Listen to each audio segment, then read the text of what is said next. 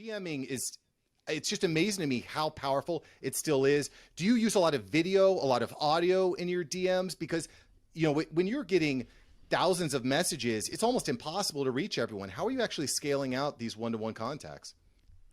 It depends what it is. So I use LinkedIn automation, and I use automation tools that allow me to scrape people who like and comment on specific posts and then exclude people who I already contacted.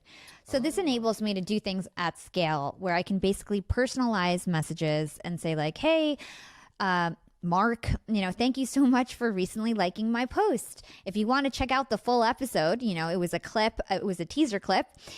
Check out my Chartable link, or here's my link tree, and I'd love to hear your feedback on how you like the episode. So that's typically what I do. I retarget the micro content that I put out on LinkedIn through an automation tool.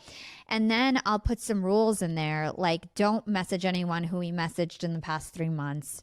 Don't message anyone who we messaged about a contest or something, because I don't want to seem spammy. Right. The whole point of this automation and personalization is so it seems real. And then if people actually respond to that automatic message, then it's actually me replying mostly, so that it does feel real, authentic. But that initial message is gone out through automation so that we can like scale these conversations. So mostly that's text, because those automation tools don't support pictures and videos or audio.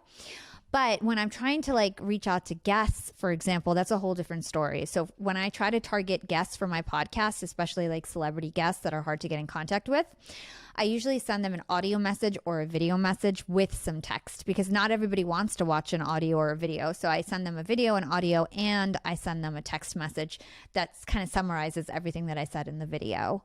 And I've seen some pretty great results in getting like ClubHouse guests and podcast guests doing that.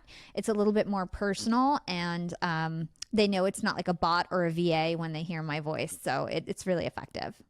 Thanks for watching Mark Savant Media. Here we're going to help you create a better content in less time and turn that attention into income. If you love this video, you're going to love these videos here. Click the one. Me and my team specially selected this just for you. Click the link, check out the video. I'll catch you here next time on Mark Savant Media.